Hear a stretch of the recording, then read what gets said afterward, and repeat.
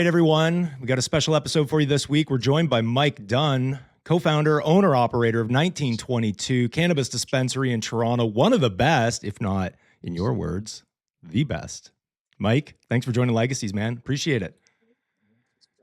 Thanks for having us on, guys. Thrilled. This has been a while in the making, but you know you're quite vocal about what's going on in this industry, and I'm like, you know what? I've got a break here. I got an opening. Let's get Mike in now because there's a lot of crazy shit going on. But also, I get really excited about the tech that I'm seeing in the industry. How these operators are starting to move in. They understand the space a little bit more. Before we get into any of that goodness, because there's some gold in there. Did you live? Are you Australian? Did you live in Australia? Did you study in Australia? When I was scoping your profile, I'm like, studied at Sydney? What the hell? Yeah, no, I did my undergrad. You did your undergrad there. How's the weed in Australia at that time? Terrible. It's terrible. I think many would probably say it probably still is. Oh God. But anyways, what were you? Nowhere close to where we're at. Yeah.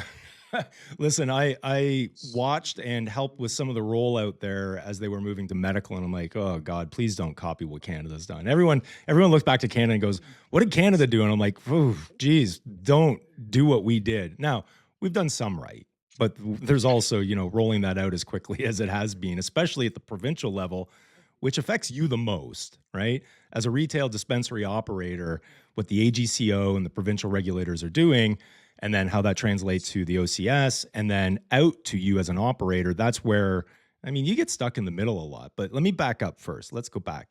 What were you doing before you decided, and I want to know, did you win the lottery? Was it a lottery? But what were you doing before you decided to open 1922? Loaded question.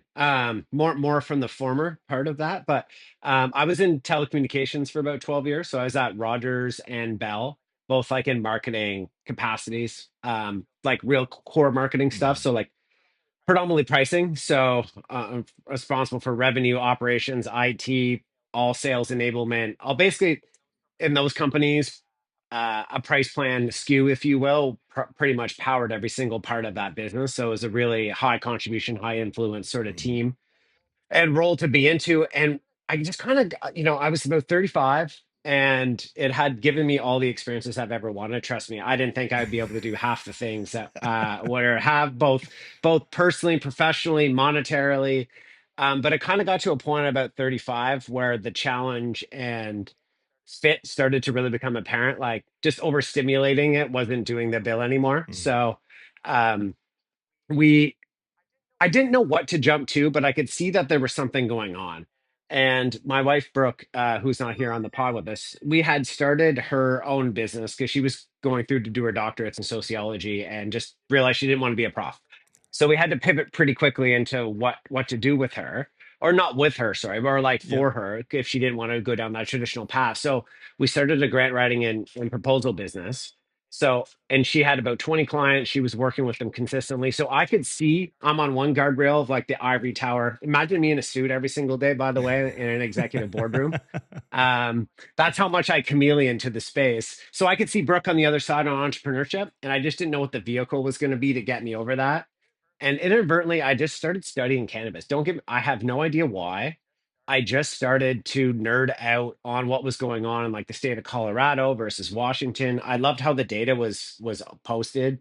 Everything was pretty transparent. So I just kind of, as a passion project, just started studying this. And then when you kind of got rumblings of privatization in Ontario with the rollout, I kind of went, oh, because if I were to say, because the hardest thing about cannabis is you're in a brand new industry. So there's no defined skill set. You can't just go to a bench and be like, hey, I want to poach from there, or poach from here, or Right. poach from there. They have like for like or adjacent skill sets. Like cannabis is new. So I thought if you could have a prerequisite background on hitting the ground running, just to deal with the complexity, the multi-channel, like just the levels of complexity in both businesses, I kind of just I ran towards it because it was all I knew at that point, and especially just the intensity and the scrappy nature of telco. Like it's a bare knuckle brawl every single day. So like when people are like, "Oh, cannabis is going to be competitive," in my brain, I go to war every day. So it's like for me, it wasn't that big of a deal mentally anyway. So yeah, that's basically how we ended up getting around the idea, and then the sickness just kind of went from there. But we had a hell of a time before opening. I'm not sure if people are aware, but we we went all in. Like, we incorporated the business, we created the brand, we put our money where our mouth is, and we got a retail space. This is before a license, this is before anything. So this was to meet the free market criteria rules, which in hindsight is how we ended up Mm. opening. So basically, it was like 12 hours before we were set to apply. We had a lawyer, we had everything ready to go. That's when they went to the lottery. So we held on to this retail space for 18 months before we Jeez. recognized a dollar of revenue. Wow. So I literally $75,000 into the Oh my ether just to God. be able to hold the space. So that's how all in we've always been. So I think people hear about us, or hear me yapping, or things of the nature, and they probably don't understand maybe where the intensity, or where the comments come from. It's so derived from the history that I waited 18 months. They're long days, bro, in between the lottery. What can we Oh, swear on fuck here? yeah. Or how free is this? Yeah. So there's days where you're just looking back, you're like, what the fuck am I Yeah. doing? You know those dark days where Yeah. I'm paying rent, I'm paying insurance, I'm paying all this shit, and I have no idea if this thing's ever going to come to God. fruition. So that was kind of like the catalyst of how we got to where we got to, because there was so much on the line from the very start that there was no other option other than hey, I've been waiting for 18 months. If we can't come out of the gate in a perfect state, then we're Hmm. idiots. So basically, that's kind of what that was the motivation, that was the willingness, that was the desire to want to get into the space. Mostly because we made a decision, we just had to Yeah. ride it out. So that's kind of always been the innovative probably thoughts behind us. Is we've been all in for so long that's been the basis of the Yeah. foundation of the entire Yeah. company. Wow. Well, which explains a lot, and you're not alone, right, in this fight. Like there's a lot of others that were very similar situation. You know, there was some wonkiness Yeah. on the initial rollout in Ontario. What are the licensings going to look like, or the licensees? And then, they kind of just opened it up. And, it's funny because we've got this is a busy shop. When I say owner operator, you are literally running deliveries. You're in the shop every day doing what it takes. And it's a testament to that period of 18 months of is there a greener pasture out there maybe where things open up and Mike doesn't need to be in the store every single day? I don't know if is that what you signed up for originally? Like, what was the thought of your ideal scenario of what a cannabis retail store looks like in Ontario before you got your license? Great question. So I think that's where all the research went into. So fundamentally, this is kind of how it went. So I studied the business problem, and basically the decimal points. How does a business make money? What's it got to look like? Not what I wanted it to be. What does it have to be to keep the business open? So I really studied that lane. And Brooke's background in sociology, she was tasked with the really hard problem, was what is the Right. problem? So what's the stigma? What's the construction? What's the history? What are all the things as two white Caucasian people are going to step into a space that has a bunch of history and a bunch of skeletons in the closet? What are we walking into? Because I want to make sure, for me, I'm leaving this 12, 13-year career that everyone would just be like, you're insane for leaving. Really, right? Unless you You know walk what a I mean? mile in You your work hard, shoes, you do yeah. But things. that's the thing; like people don't get Right. it. Right. No, they don't get it. So it was more hey, if I'm going to leave this and come to this, I really need to feel confident on my interpretation of the problem that we're Mhm. trying to solve. Maybe that's not consensus, doesn't matter, but at least I want to know what we're pointing at. So as we just kept doing more and more research, it just became more and more apparent that the thing that I thought they could have contribution and influence over managing, and where the strategy really got derived, was looking at cannabis by gender. Because I thought that was the most interesting and telling thing that Okay. there was. So you could see early, and this is early data, right? So this is why I was a nerd studying in Colorado, Washington, whatever we could get from Headset from the earlier stores in Alberta that had rolled out prior to us. It was obvious that consumption was 50-50, but you could really see the purchaser was the male, Mm. not the female. Right. Okay. And the so what to that all is that, for us anyway, and I think the data in an aggregate speaks to it as well, but females spend a third more than males in store, and online they're spending almost Wow. two-thirds more. So if you reframe the problem, what is the problem I'm trying to solve, and then how do I build around the problem, it became quite clear that We need to build a space that's inclusive, that's welcoming, that's non-threatening, no black fogged out windows, no security guard, no inherently macho sort of experiences to be able to make the accessibility the way we wanted it. So we kind of took that as the ethos of what we wanted to Hmm. achieve. And then when we talked about the physical space, it was more like, we live in one of the coolest areas in Toronto downtown. So like we took a lot of cues from St. Lawrence Market. So I love the endearing going up to the market. I know the guy, quick 1-2 conversation. I got 3 people behind me, so I can't park, but I, have a little Yeah. yap yap, keep it moving. We love that. And I think we're the biggest contrast in the market when we came out, because I was like, I've been pretty vocal the whole time we've been doing this. And there was a legacy consensus that everyone was betting on retail size and retail rent had a direct correlation to revenue potential. Got it. And fundamentally, it just never added up in my brain. So I'm like, well, what is the experience a customer wants? And then how does, like, it never computed to me, but I get that was an easier way to hustle money, talk to VCs to go extract things. Like it's more tactical and practical to be like, hey, we're going to roll out high volume 3,000 square foot retail spaces with things everywhere. Like I could see how that's an easier conversation to have with an investor, Hmm. or however you're going to get your capital to go roll it out, than this kind of quirky, small, quick serve, neighborhood sort of model didn't really have the ceiling that those other ones could have. But just because that was a cheap hustle to get the money didn't mean it was the right Hmm. model. And I think that's where we've been really hitting the nail on the head. Is there's shortcuts and everyone takes them, and then there's just the right thing to do to build around. And Brooke and I have always just been really steadfast on doing what we thought the right thing was for the long haul, not taking the cheap easy win or the corner cut, because it's been tempting because the options have always been there. But that's kind of always been our philosophy and our background of how everything started. Got it. So that's kind of just like how everything ended up melting together, and everything that you see visually, commercially, from any sort of narrative kind of has that underpinning of that was the foundation of what we were trying to solve Nice. for. And the craziest thing about the whole thing, and why I get so intense about it, is that with delivery, now this would be a cool question for Mhm. you. I do 100 deliveries. What do you think the gender mix is between female and male? Jeez, I can only go based off of our audience metrics, right? Which is who's consuming the content we're putting out. I I would like to say it's about a Just 50-50 don't split. pretend like you don't Yeah, know. I really Not don't even know, close. but Not even if I go close. back to what you were Not even saying, I close. mean, is it predominantly? Yeah. I don't know. Guys are lazier sometimes. Like I think if who's if I look at you probably have the data. Who's using Uber Eats and all this stuff? Like who? I don't know, man. I'm completely. Heavily women, Yeah. heavily female driven. Okay. Yeah, like when we first started and rolling out, like I'm talking like 75% plus Wow. mix.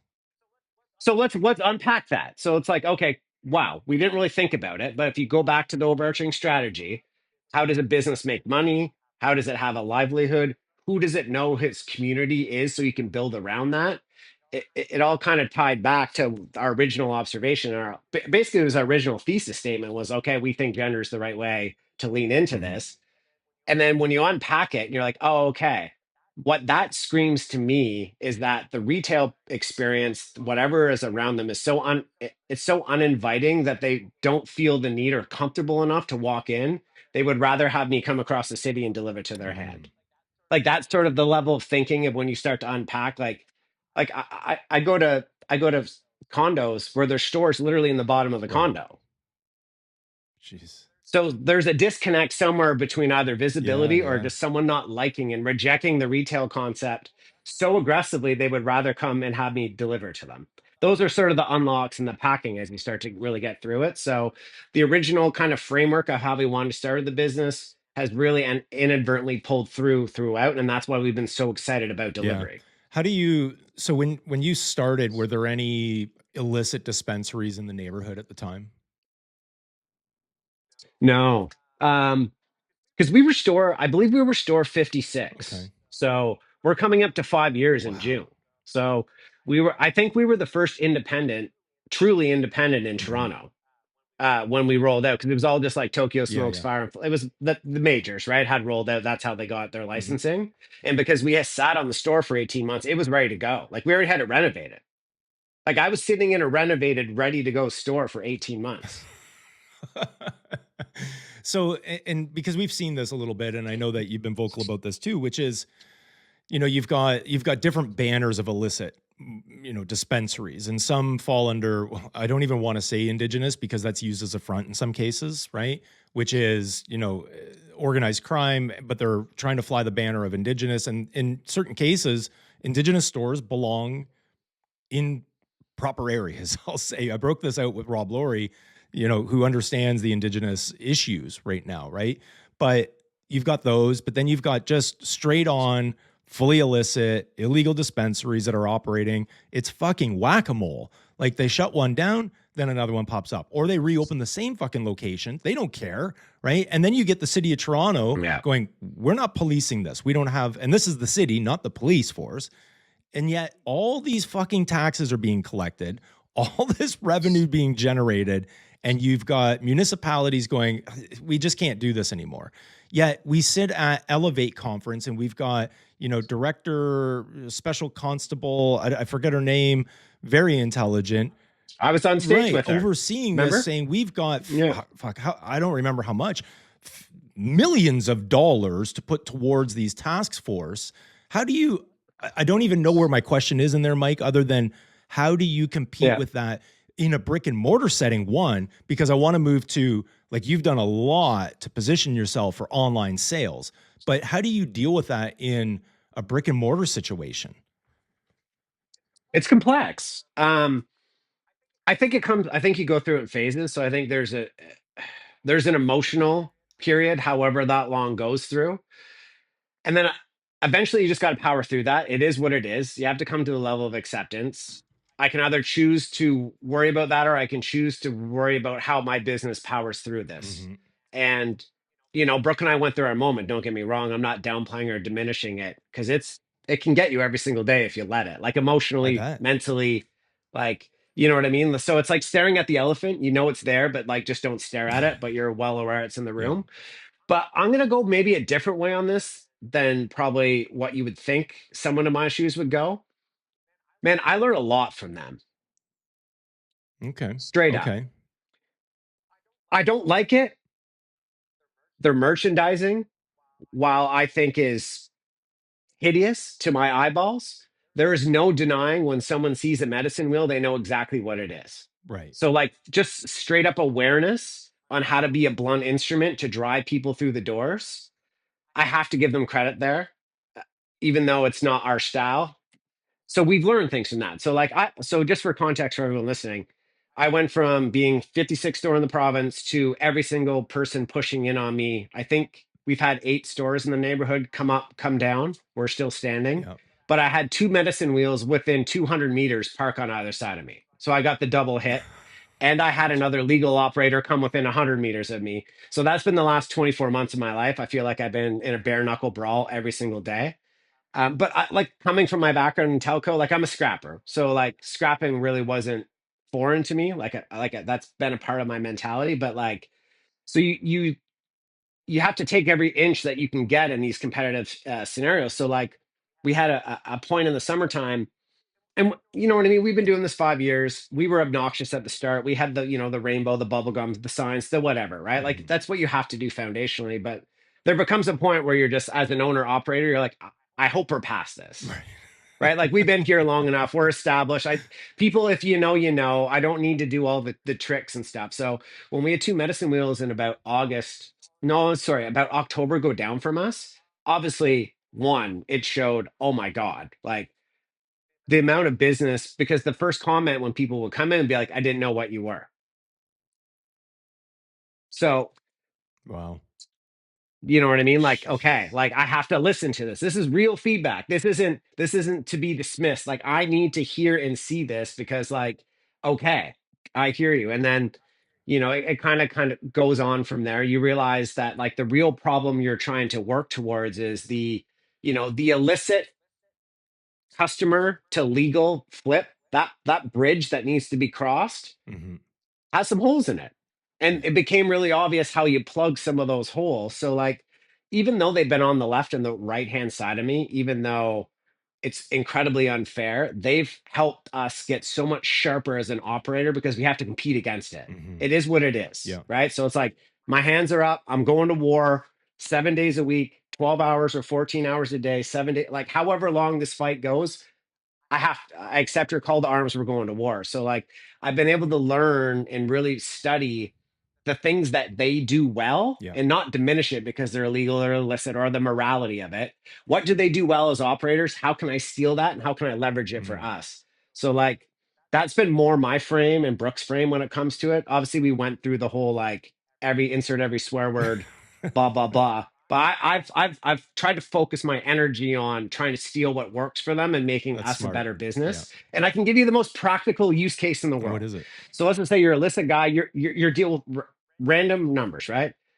First thing when you come into legal from illicit, it's so like rigid door, this, like it's mechanical. It's almost like, if you go to an average value buds or a canna cabana, the way that they've been set up, it's very clinical in the approach, which isn't wrong. I'm just saying, coming from that other Yeah. guardrail, it's a big jump, right? Just from an aesthetic, just from an experience standpoint.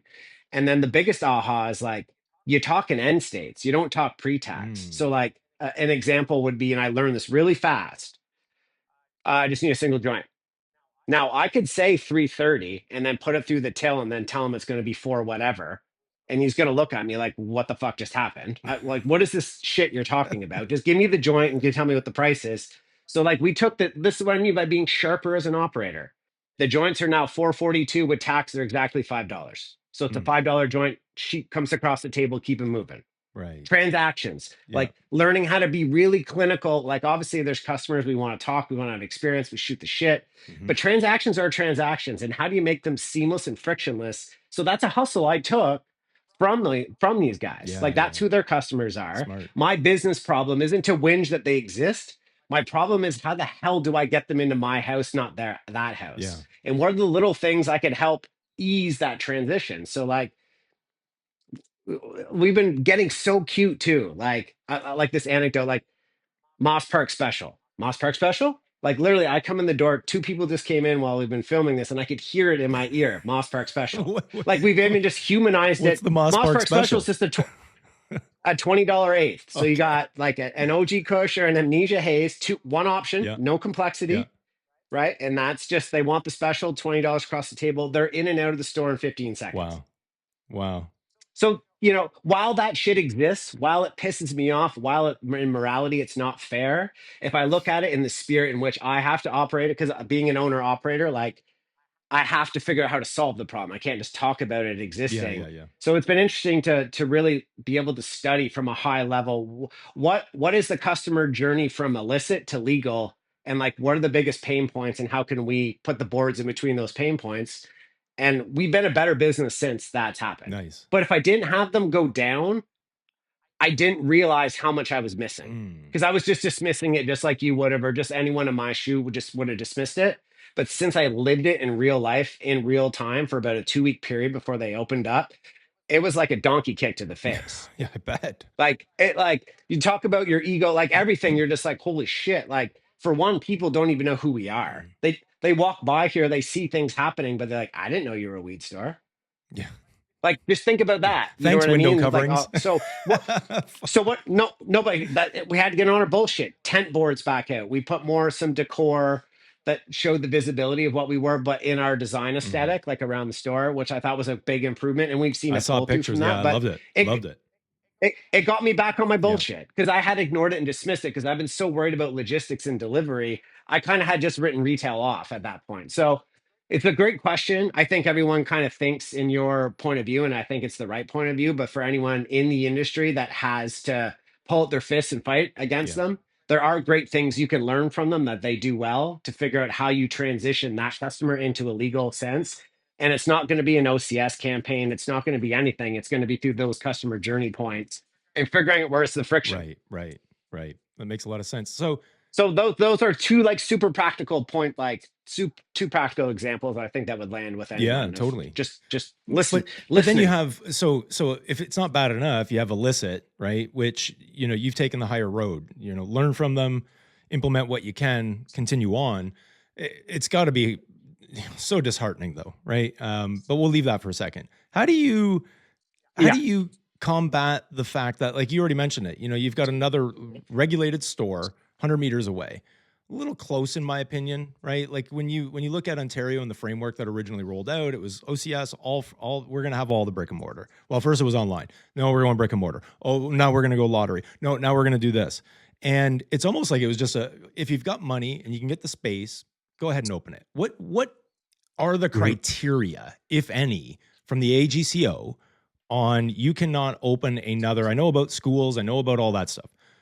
But what about within the vicinity of an already functioning retail location? Is there anything in the, I'll call it law, but guidelines, I guess? Well, I think that's where so coming from telco and being a regulated industry, like with the CRTC, it really is a specialized skill set. And either you have had experience with it or you haven't. And if you haven't, it's a lot. And I think you really have to wrap your head around what is their role. And they're not the judge and jury. This is a private market. Their job is to put a slight framework of what they want to see the criteria for it. And the free market will dictate what sticks and what doesn't. And they're not mommy and daddy ruling on two kids having a fight, picking out who has to say sorry. So would it have made the industry better if they maybe had taken a couple steps to maybe put some anti-competitive sort of framework together? Maybe. But at the end of the day, that kind of leads to a way bigger question of like, what is the role of government versus private? Right, and church it and kind of state, gets like, into a very slippery slope, right? So yeah. like imagine now let's draw that parallel to alcohol. Let's draw that parallel to Right, tobacco. right. Let's draw that to tobacco to gaming, right? So it's like, Yeah. yes, the people in cannabis we're psychos. I love us, but we're very sometimes narrow with our level of thinking to realize that like it's a broader thing that we are a part of. The whole world just doesn't revolve around cannabis. Yeah. So It doesn't? Say so what? yeah, so like I'm a bit ambivalent to it. I kind of understand it. Now I more go to the owners and the people that are actually making decisions because those are grown adults. And really what that like, so the store that went beside me went up, that's a $500,000 mistake minimum. Jesus. So these are large decisions and they're large quantitatively backed things that like the owners of these shops need to be asking themselves like, what do we think the market size is? What is our proof of concept? How is that different than the market leader in the neighborhood, which would be us? And does the risk and the reward proposition line up? Because you're moving into a neighborhood as you're moving in. You're not the go-to. So like effectively, if we just reduce this down to like, kindergarten speak, you're not just going to come in and shake me for my lunch money, Right. right? Like you're not the big bad bully here. Like, so I don't get it. I want to see cannabis win at a high level. I want to see experiences be met from the market demand because every single market and community has their own tribe and they should deserve to have that. And I think the variety is really cool to attract. But to go into war against another owner operator and a psychopath like myself, it's so I had to accept the call to arms. It was what it was. I didn't make the decision. The decision was made for me. And the decision was not only am I fighting two illicit stores beside me, I'm now fighting a legal guy. So, okay. Like for the last 2 years, Mike puts on his hard hat. He gets in the like storms the beaches in Normandy. I'm in the trenches every day, just doing what's required. But I think from a competitive standpoint and just like an intensity standpoint of how to operate in this world and know that there's room to have success, even though it feels like every single day that you got cinder blocks tied to your feet and you're in the bottom of the deep end, it can be done. And it's just made us sharper. And I think that's why I've been more vocal on LinkedIn. I'm just being more vocal in general because straight up, we're battle tested. Like after doing this for 5 years, like I think I'm able to say that we're an expert at things now. And I like from an emotional, humanistic standpoint, like Brooke and I are savages. We're warriors. Like we've been in a fight for every day for the last 5 years. And make it 5 years. You have to be right because that's just what it takes. Many that have not. Yeah, for sure.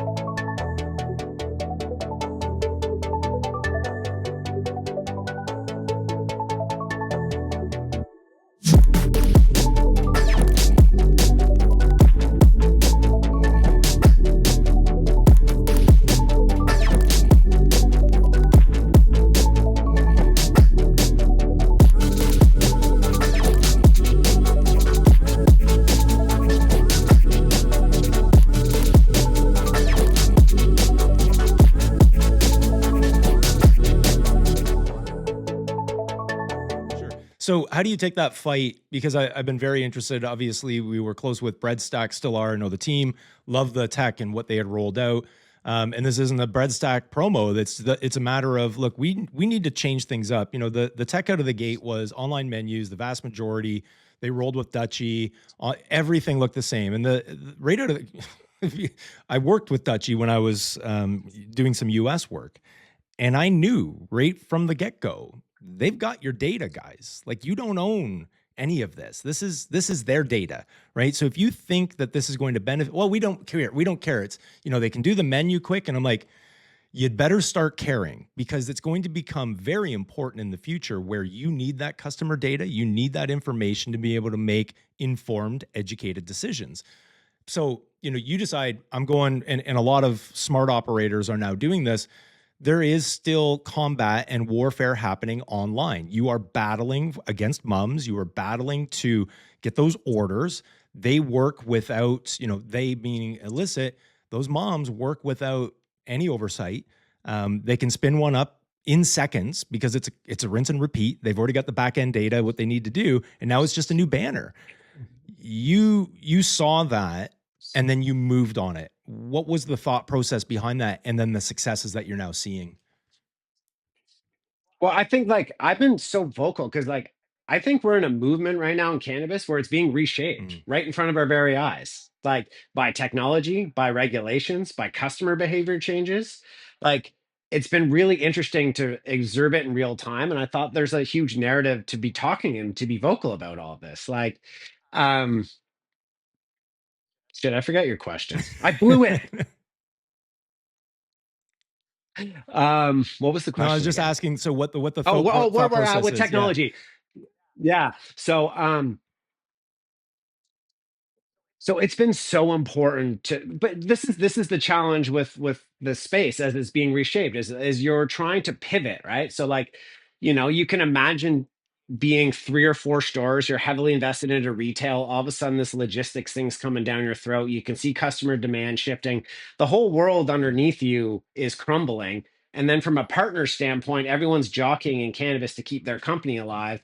And the shifts just happening like right under your feet. So like we could see it was really, really, really important that it, like the most important thing was going to have to be to own your customer. Mhm. Like from checkout, from end state, from everything. And you could see, you know, software providers all of a sudden, I'm not going to name names because, you know, I don't want to get accused of doing paid ads again, but we can, we can, you can see the shifts start. Sorry, No problem. there was a noise in the store. Um, you could start to see the importance of owning all of that coming together, and you could all of a sudden you're like, wait, is cannabis just turning into a marketplace driven economy now? Mm. Because that's exactly where all the software providers have taken it there, whether vertently or inadvertently. You know, we were originally with Dutchy, and then all of a sudden I could see the writing on the wall that Dutchy's playbook, and I can understand the venture capitalist point of view and the raising point of view, and you know the mechanisms of owning a business and having to scale it. But you could see that like the easiest way to go secure that money was to go morph into a marketplace. Mhm. Like you could see that playbook coming, you could see it in their terms of service changing. And as an operator, knowing that I could see underneath my feet the business was changing, I was, you know, Brooke and I were really astute on watching these things because they were tells. And like this is 3 years ago now, Mm. right? Like these are 3 years ago seeing the signs, knowing today, present day, we're kind of talking about it like table stakes, like, oh yeah, no shit. And you're like, well, no, no, the signs were 3 years ago, right? It just takes time for it to bridge up to what it's going to be. So we left them at that point. We went to another provider. It was really just a stopgap because I was seeing it happen, but I was so fixated on trying to make logistics work and trying to just to physically do a delivery that the tech stack part of it and the software component of it had just laggard. Nor was there an obvious choice Mm. to who I could go to because there's Right. there's two major players. I don't want to say their names, but like A or B, and there wasn't that much differentiation from a customer experience standpoint, from a technical standpoint. And in the context of 3 years ago, they solved the very basic, I'd say 2015 sort of level of experience. Yeah. So it wasn't like it was modern day tech that was rather basic technology done really well and flawlessly. It was more just like laggard technology looking laggard. Yeah. Um, so I fixated on just trying to get the Uber relationship off the ground, get the logistics company spinning. But in the background, I'm freaking out about this. Like, there's no, and then all of a sudden, one day I get to meet Rial and I got to meet Ross, and like, because Brooke and I always knew, because we've been in this so long and because we had been so involved in the business, like I knew what I thought the problem we were trying to solve in an online capacity was. Hmm. Like I kind of knew and anticipated what I thought the customer journey should be, how the technology should help, how to make it frictionless. And you got to remember, we're partnered with a world-class technology company that's the best in the world at transactions in Uber. Mm. So like in real time, I'm learning everything about how they hustle and get transactions out the door. So like I'm basically taking all the data, all the requirements, all the needs, and then as soon as I met the Breadstack team and graduating to like a real WordPress, like we're in enterprise grade territory Yeah. here for e-commerce. This is a big step for a single store operator, Hmm. right? Like I'm not a 25 store location that would normally want that solution. I'm a single person, so for us, it's a very big step, but we knew the importance of it. So it all just really came together because we really started to figure out the logistics part of it after 2 years. The Uber business had been like phenomenal for us. Basically, like me getting on a single speed bike Yeah. and turning that into a $500,000 sales channel. Yeah. So like Crazy. I didn't see that coming. No one did. And then we kind of knew that, like, if we could not, let's tie it back, if we could not get to a place where we had a strategy to use marketplaces as a tool for acquisition and then be able to pivot them over to our own sales channel and a direct channel where we work with the software company that we own all the data, we're in full control of our destiny, and we're in full control of our customer experience. That had to be the strategy. And basically, since January, we launched the site. That's been the completion of the strategy for us, and I think how we grow as a company and how we like live out the next 5 years of our existence will be predicated on that breadstack relationship and us continuing to optimize. But fundamentally, you have to own your customer, you have to Hmm. own the sales channel, and you can't build loyalty on someone else's platform. So Yeah. like that's how all of that kind of came together, and the reception from our customer base has been unbelievable. So, and the early results that we've had from pivoting people off of Uber onto our own experience through Breadstack, it's very happy. I don't want to give preliminary numbers yet, but it's very much exceeding Wow. expectations. So, I mean, you set out right out of the gate, you wanted to do delivery, right? And because you put a lot of emphasis on, the e-bike and how awesome and rad it is. And, you've got these wicked videos, Well, but like I guess if I were starting retail, I mean, you did all the research. I've never really looked at it, so I can't even necessarily speak to it, but I would just think I'm dealing or combating the illicit market in a way by doing deliveries. But from the get-go, what percentage was deliveries compared to your overall business? well, I think that's a very big compliment. So thank you. I just clarify that I didn't want to do delivery. Mm, Like okay. I signed up to be a brick and mortar retailer. I could Right. watch my delivery business and my business underneath my feet heading to bankruptcy if I didn't do something drastic. Because the shift in customer Okay. preference through COVID, whether it was accelerating, it was already happening. I'm watching it with my own two eyes in real time. Right. Right. So it's like, holy shit. Like what like you don't know what to do because there's no logical path on how to deal with that. And we have layers of complexity with fucking COVID and just the world, the Yeah. state that we're in Dude, 20, you've like made it through and I'm so talking about much. 20 so much. Like and by the way, this is for context for anyone listening. Like I'm talking in the mind frame of Mike in 2022. Yeah. Right? Like the present day Mike and everything we've kind of like laid the groundwork to be able to have right now was all made 3 years ago. So I could watch it. And then I had known the Uber gang from my prior life in telco.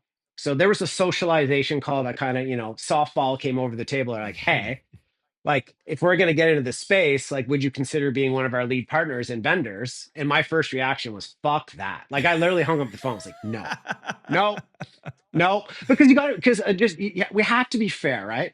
I'm coming in to like, I don't think anyone, I don't know if it's been said, but I'll just lay it out for people like to be Brooke and I. So I'm in a brand new industry. I have to make high value decisions, like seven-figure decisions, knowing 0% information, zero experience, 0% can call a friend. And we're going to call that retail rollout 1.0. And in the pursuit of launching that, and if I have to make 10, no, but like, let's be honest, like, Yeah. and this separates the great operators from the mediocre to the dead.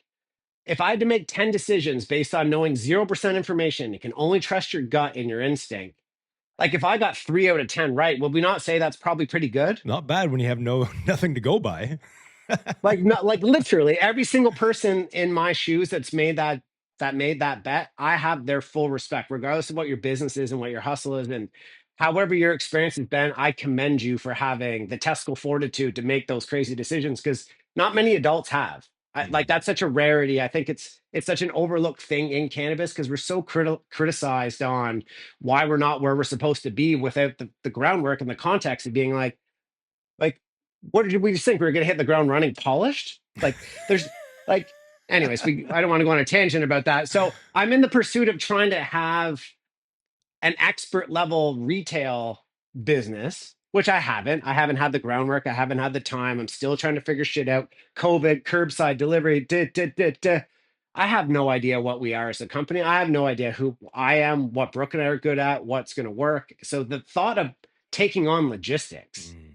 in the midst of like the ground crumbling underneath you with someone that's never had I've never had that skill set. I've never done that professionally. I have absolutely no idea what the fuck I am doing. Did you have a paper But I route? have this opportunity, literally, Like how like literally. So how am I I going to do this? so literally like I see but the shift like it all ties back to the shift, right? So the shift's already happening to convenience. I can see it underneath my eyes. Come to me, I don't want to come to you. And I don't know what the hell to do about that. Like we're in cannabis, it's regulated, there's no Mhm. technology. I don't have $1 million SEO budget to go shift in to be able to get awareness.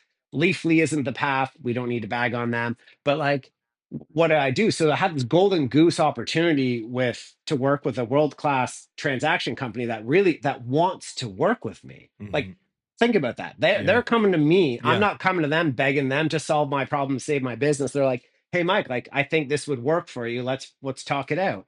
So after talking it out and realizing it, it's like, all right, cool. But like don't have a dollar to my name. I have a team that's not structured for this. I don't have any infrastructure. I don't know what the hell we're doing. So we're just like, well, we need to do something, otherwise we're going bankrupt. Like it's Mhm. it's it's a pretty absolute dire situation. Like a lot of sleepless nights, but like it's pretty absolute in front of your face. It's more like, well, what do you want to do? So that's basically what started it. And then it became apparent really fast that like the you so like when you're doing delivering, you're doing logistics, like what is your intention? Like I'm not just doing this to do it as a bolt on. I need to really take this seriously because I think this is going to be the foundation of our business going forward. Like even 3 years ago, I could see that our path out of this, if we could stay alive, wasn't going to be on retail business and it Mhm. wasn't going to be on foot traffic coming in our door. Like that part, I knew I could count on. That was a factual, probably observation and a thesis statement at that time. So Yeah. yeah, and literally, I got on a single speed bike. I bought a Fuji Feather, single speed bike. I had my homie Jed across my shoulder and a couple other guys, and we turned it on. We had no idea what the hell we're doing. We just set this random radius, we set these random times, and then orders just start coming. So we're physically pedal biking these things around, just bootstrapped, have no idea what the hell's going on. And then it became obvious, like, all right, cool, we need a strategy. So like for us, it became really clear. There's two approaches to logistics. And traditionally in cannabis, the conventional wisdom is to go with the batch approach because fundamentally it's easier for the company. It may Right. not be what's right by the customer, but it's easier from a company standpoint to execute to go do batch. So, well, what was the wording? In-day delivery before 5 o'clock, or Right. however Right. it would have been phrased, would have been the way to do it. But then we could see really quick that like the pizza model, like the run and gun model, like I live in an urban center. Like I want my pizza now. Like I don't want Yeah. my pizza in four Yeah. hours. Like Whatever I happened to want it 30 now. minutes or So it's free? so Jed and I one day were working on like a Sunday night. I mean, we're doing okay. We're doing like 4 to 7 deliveries a day. Mhm. So it's it's not nothing, but it's enough that it's a real pain in my ass. You know what I mean? Like if Yeah. you're busy doing it, you're busy doing it and you can focus on it. But like the stop start whiplash to like retail business delivery, ping pong ball was never fun. And we were at Maddie's Patties and it was a Sunday night. And I remember they had a promotion on and literally, I think we sat for like 15 minutes. I saw 18 orders come in the door and 16 orders left the door. And I'm just like, Jesus, like we need to find a way to get this busy to get this much demand. And the sauce Yeah. was basically being like, all right, we're not doing 60-minute windows. We're going to segment from, 500 meters from the store to 5.5 kilometers away from the store. We'll build segments and time structure, but we need to lower the time down and absolutely run and gun this thing. And as soon as we made that change, it was literally like, boom, like orders quadrupled, like Jeez. came out the window. And then we're like, ultimately the crown jewel would be to be free, right? Mm. So like you have two schools of thought from my point of view. You can make your core product slightly more expensive and build the delivery fee into the margin, or you can keep that low and you can basically do delivery and then you do your 5, 10, whatever your delivery fee is, a way to offset it.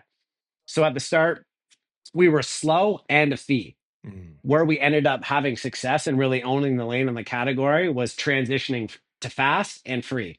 So the only way to really get fast and free was to go eco-friendly. Right. So like it became obvious what the whole logistical strategy needed to be. And then for Brooke and I were like, well, how do we want to bring it to life? Because like we had spent so much time trying to make a retail store work, right? Like everything in here is manicured, thought of, everything we wanted to do. We're like, well, how do we translate it the store to someone's door? Yeah. Like that's a really new, interesting problem to solve for. So I don't know. I'm really into cars. I'm a car nerd. I'm an automotive nerd. I'm just a speed junkie. I'm just an ADHD like mental case. So like anything that goes fast and I can fixate on it, I'm all in. So we ended up landing on this company called Super 73 out of California, which we need a partnership. Super 73. We need some plugs There we here to go. help us scale. Yeah. But Yeah. we started to really learn into that technology, and I just think the functionality, because you got to remember, aesthetic aside, it's got to be reliable. It's Yes. got to be safe. It's got to look like a class 2 e-bike so I don't get tickets every time Right. I'm in the bike lanes. Right. Like there's so much other 'cause remember, I'm talking about logistics. I'm talking about someone being on the road being safe. Mhm. That's on me. I'm the person that they're working for. I need to make sure that the equipment they have what would never lead to that sort of outcome or that sort of situation. Right. So so that is enough how to solve. And then the aesthetic part was obviously really important to us. So with that manufacturer, we're able to kind of blend all of the best worlds. And then just been really finding our lane and our voice and our aesthetic and our style. And really just over the last 2.5 years, really put it together. And it's exciting where we're at right now because It's a it's pretty like the cool. early glimpses of what success looks like. Yeah. It's, Yeah. Yeah. I get glimpses every now and then, Yeah. and I don't know how to, because I've just been kicked in the teeth for so long. You almost don't know how to take a compliment at that point. But we're starting to see the early signs of what success is starting to look like and feel like and show its head on where we really need to focus and prioritize and how we ultimately start to grow this thing even further. Yeah. Well, from an outward or onlooker, I've noticed the transition and the time because I don't know how long we've been doing this and we've been connected, but I would say over the last year and a half, 2 years, it went from there was doom and gloom, things need to change. You're still fighting the good fight. You're doing everything you can. You'd kind of come out of the COVID and what was going on, but things seem to be clicking more, and you have this air of confidence now where previously I'm not saying you weren't confident, but it was, as you said, you're getting kicked in the teeth consistently, right? Whether it was from regulators or it was from, and we can roll this down into, illicit operators or just trying to figure out how can we get more business? How do we get people through the door or get to their door? So, you mentioned, when Mhm. you turned it on, it was 4 to 7 orders. How many are you doing a day now, approximately? I did 41 by myself yesterday Jeez. How do you on a plan Monday. that? Like, it does whatever tech you're using help you plan a route, or are you just like, no, I'm doing it Oh my myself? God, it's the backbone. Like you have to remember, right? Like the average person has never had to think about logistics because it's so seamlessly put in Yeah. front of them. Why would you ever have to question it? It just you make a dumb decision on a party marketplace and in X amount of time it arrives at your door. And that's probably the level of thought you put behind it. But I can assure you, behind the scenes on the execution of that, the amount of reliance on the technology and like our partners is so critical. Like, first of all, just to even have the logistics and the strategy of how to plan routes, how to communicate, how to keep track of where things are. Because you got to remember, like, I think we had like 100 in the background. Yeah. I think we had like 100 people through the door yesterday, and almost 40 plus. So 40% of our sales transactions coming through the door yesterday were delivery. On top of probably like 4 or 5 customers an hour through the store, you start getting phone calls, text message, like you know what I mean. Like the thing can start to spin so You're fast. making my head spin. Like I just couldn't imagine. We need to do a So what was it? Mike Holmes did no, what was his name? Dirty Jobs guy. Mike Rowe. oh, Yeah, just like oh yeah, I'll yeah, like quit. just connect. I'll quit within 5 minutes Like and be literally in like, my like my so like that's why I feel the need to feel like confident now speaking about it, because I think we really understand it. We really have validated the strategy, and we finally found the one tech partner that can now mm, fully unleash it. And like that was always the missing piece, and that's why you would see me speak, but not with like the authority of it, because I didn't have that last foundational piece in it. mm, It was more like for 2.5 years, I'll be honest, I worked for Uber, yeah, right? Like they were my dependency. I yeah, didn't yeah, have a yeah, direct channel good enough to convert people. Like you have to understand, people also need to understand, like as a single store operator, any actually, regardless of your size, the thought of your own IT stack being able to compete with a best in class technology app provider, and that's the only thing they do in their life yeah. is make that app better. Right. Like I need people to understand the Herculean. So it's not just like, oh yeah, Mike, like use Uber, build a website, no shit, bread stack. It's like, no, guys, like I'm trying to build an experience that can compete with a Yeah. best in class, world class beater, like app. Like that's insane. So like, yes, they gave me the confidence that I could at least have a neutral Hmm. standpoint to flip over. Obviously, there's going to be some optimization. We're going to need to get a ton better, but just the jump off point to being able to compete with the marketplaces, because the whole strategy to like, let's take McDonald's, DoorDash, sorry, let's take McDonald's, Starbucks, Domino's. I Hmm. think they have some really interesting, widely known, widely talked about strategies. So McDonald's, for example, would leverage those three. Let's just say Uber Eats for the level of simplicity. So like, cool. Anything that comes through Uber Eats, they would take their 35%, whatever their deal structure would be. That order would come through, and they would do the fulfillment. Now, what McDonald's would aggressively do is as soon as that transaction happens, they're doing everything in their power to get you to the McDonald's app. It's where the offers are, it's where the loyalty is, it's where the specials are, it's where everything is. So they have a strategy to basically bring them in, use it as a top of funnel, Hmm. like bring real customers that are spending real money, not just window shopping. Like they're hungry now, like they Yeah, want yeah, to spend money now. yeah. Bring those customers in and flip them over. And then from the other side of it, they would have a negotiated rate with Uber that's still going to do the fulfillment on either side of it, but they would have a different rate, a much more favorable rate when it comes derived from their domain Right, customer right. coming in for fulfillment than the other way around. So like I could see that was the playbook, and I could see that was the strategy, and that's what we were ultimately trying to be able to build towards. So that's why the bread stack, new website launch. That's why I've been going amping up the decibel levels in which I've been screaming from, because I think we have the playbook to be a modern day retail cannabis like success story, and this is the future of where we see the space evolving and growing into.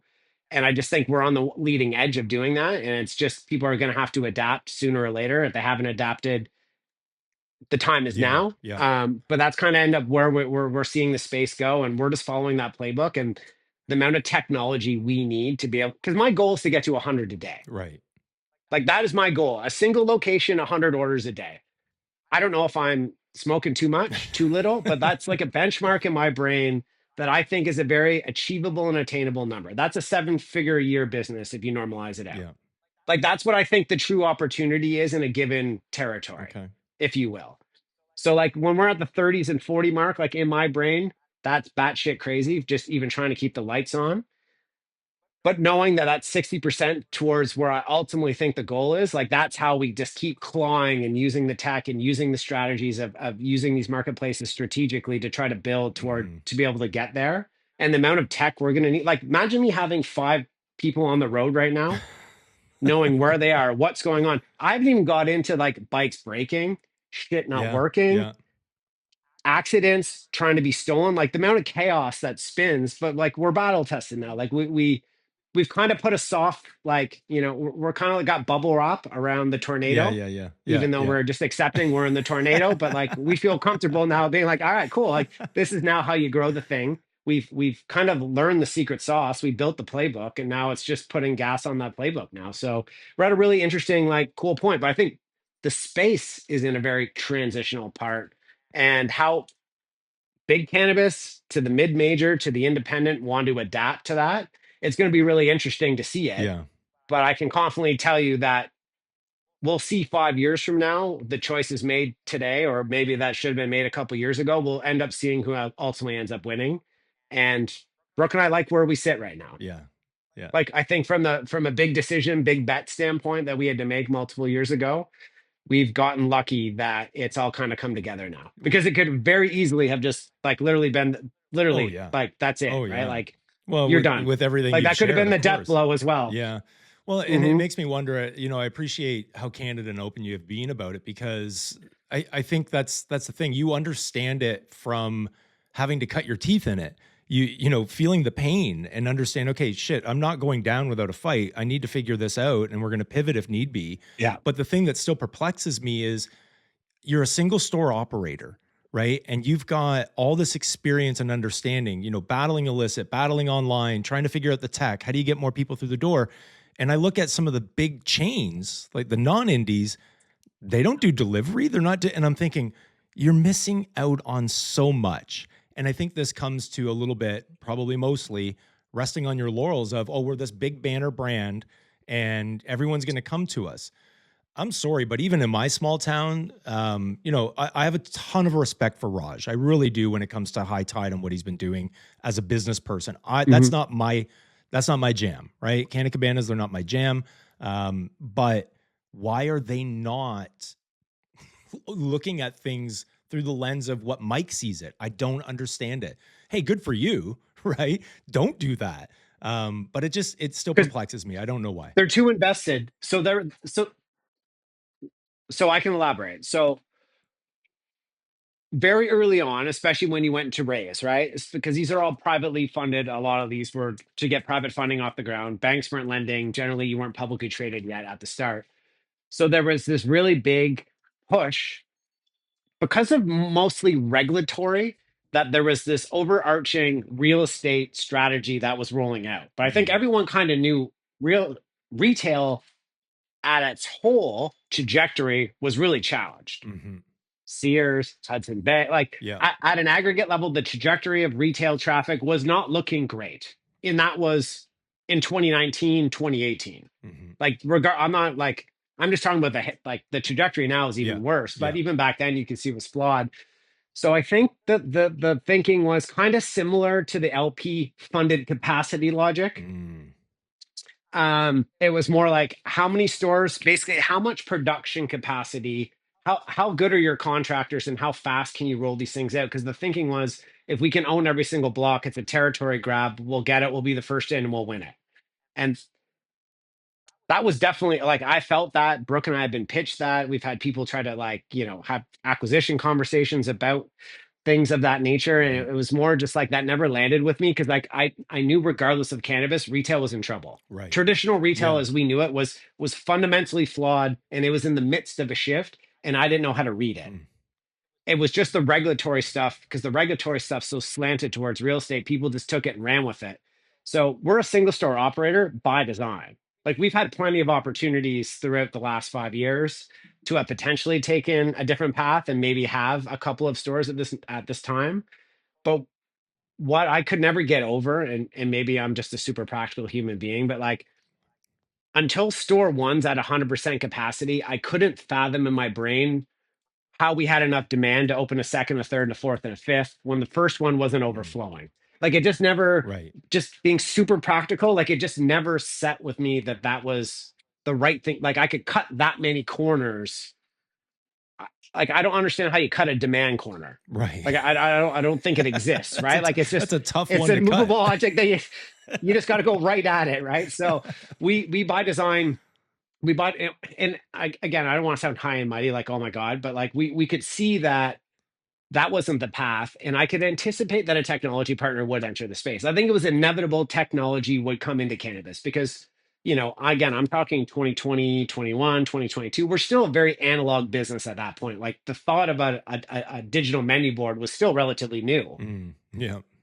right? Like Yeah. that, it's not where it is today. And that's how fast things have shifted in three Right. years, right? Like we've gone from basically like chalkboards to online, basically mercenaries now. And like the level of progression's been that big. So um I forgot my point again. But I think it's, the question is, this is wherever you were going to land, it's totally fine. But I Yes. was asking about, like why these big chains aren't focused on delivery or the big Oh, banners, yeah. but So because the fundamental is I need people to appreciate. I struggle with this because I tend to communicate in a level of simplicity about this. And I can assure you it is nothing about this what I'm talking about. Like you're asking an organization to be an expert at retail and be an expert at logistics, mm, all under the same roof, all under the same umbrella. Like, I don't think there's any parallel or adjacent industries that would ever have, like, think about it, right? Like, I'm a restaurant, I want to solve a food problem. DoorDash, skip the right. dishes, They're boom, solving it logistics for out the me. door, don't have to touch Yeah. shit. I just, Right. I just have to fulfill, right? I'm Nike, I'm a no, I'm a mail order company, UPS, FedEx, whatever. You just offload that problem to them. They do the pick, pack, and ship. Yeah. You pay them their fees. You call it a day. You keep it moving. I don't know any other industries that had to own logistics. Right. Right. like like like this is 16 hours a day, 7 days a week for almost 2.5 3 years plus of me like fixating on a singular problem of trying to figure it out how to make it work. And I think now like we kind of did the work to make it work, but I can assure you it's not easy. So when you're looking at big cannabis, like let's role play. Let's take someone not making money. You go into the board. You told them that you needed $500 million to go roll out 150 retail stores. Now you're back to the board. You're back to the dog bowl. 2 years later, Mhm. being like, we need more money to roll out this thing called delivery because I don't know this retail bet and infrastructure that we made is going to pay off anymore. So first of all, it's just outlandish to think that that would even like imagine role playing that. How much friction would be in a I do this boardroom all the time, Mike. I role think playing back this conversation. yeah, like it's crazy. It's Like it's craziness. Like so you're basically backtracking on the real estate strategy that you went and raised the money on. Now you're like, Right. okay, we need to pivot, need more money. And then the next logical question is going to be, who's the expert in the space? Who knows actually how to do this? Right. Money being one Like thing. Yeah. like Jeez. like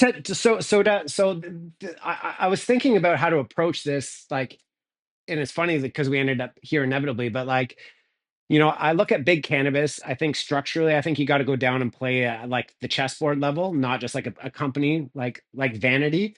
So like Mhm. the notion of hired gun CEO versus owner operator of a person that had a thought and made it real. So there's kind of like two very different kind of like skill sets in there. Yes. Yeah. And I've had to approach this with the level of tenacity that I have because like that there was no other option for me. If I was just a hired gun working a Monday to Friday sort of job, the thought of taking this on proactively in my tenure and my history with this company, when I know there's other fights that could be had, like I can understand why people are distancing themselves from it, but inevitably they're going to have to cross it. And the fundamental challenge is it comes down to skill set, experience, and perspective because I wouldn't say if they were critical of themselves, their retail bets and how they rolled out retail would be a 5-star rating. Right. Like, I don't think they're coming off the basis of the retail bets being like the shining example for the industry. Mm. So to now not have that fully baked and fully figured out and then try to deliver on top of it, Yeah. it's a lot. So It is a we'll lot. see how they pivot into it. Here's Mike's crystal ball. So you got Canna Cabana and Value Buds on the left. Canna's clearly out storing Value Buds, right? I think like Value Buds had a goal of being to 100 stores, I believe, in Ontario. I think they're like in the 30 mark right now. So they're losing the war to scale from Canada, who's doing their thing. You got the mid majors now popped up. So you got your One Plants, your Ficas, your Pops Cannabis coming out of the womb. They're now nipping at the heels of the other big cannabis guys. And then you got these crazy psycho independents that are these owner operator kind of like eclectic freakazoids that no one really knows what to do or how to bet on them. Like me on the other end, basically saying, you guys going left, like I'm like doing this on the other side, being like, I'm betting directly against you. Like you're going left, I'm betting on right, and I'm literally just on the other side waving at you. So I think we're going to be able to see between, I would say between Canna, Value Buds, one of them will launch delivery 1st. Who it is, no idea. And then between Fika, One Plant, Pops, one of those guys will end up launching a concept. And then you're going to have the dark horse side of the independents that have had their reps at it already, like that have the experience, like someone like us who's been to war, who's built it, that if got funded or if got enabled, could be the counter to basically going at this. So I think that's where the market's going to converge in the next 3 to 5 years.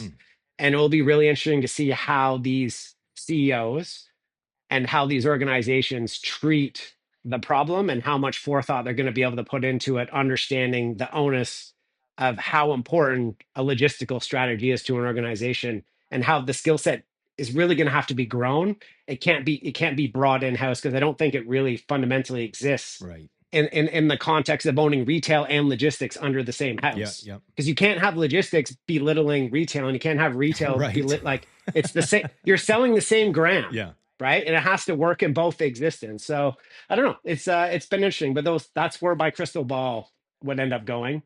And that's where I think the space will end up inevitably, if we're sitting here 5 years from now, that would be my take on where I think the space, what it ends up looking like. Well, we'll do whether the success or not, I have no idea, but that would be how I would anticipate. We'll do a replay on it and see where we're sitting. Yeah. Market right now. Yeah, we'll do. Listen, Mike, I'm so glad we got to chat, man. You've been in the trenches, you understand this space.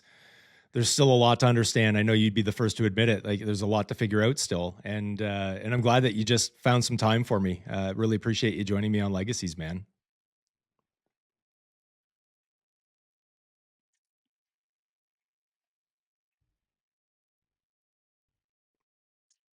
I'm not sure if you can hear me. There we go. You're back there. You lagged on my side. There we go. No, well, thank you for having us on. Honestly, it means a lot. And thank you for everything you're doing because cannabis needs to be seen in the light that I know it deserves to be seen in, and it needs to be platformed and it needs to be stewarded and shepherded by the right voices. And I think you're doing an excellent job of representing the industry that I kill myself for. And I want to thank you and everyone at the team and Bread Stack for whatever the team is that's behind you guys. Like, thank you for the voice and the platform and demonstrating to people the industry is worthy of discussion and sophistication. And there are great things going on. Thank you for being that voice for us because you represent us better than I could ever ask for. Well, I appreciate that. That's super kind of you, man. Listen, we'll catch up again. I'm looking forward to seeing you again in person. Absolutely. Thanks for having us on, guys. All right.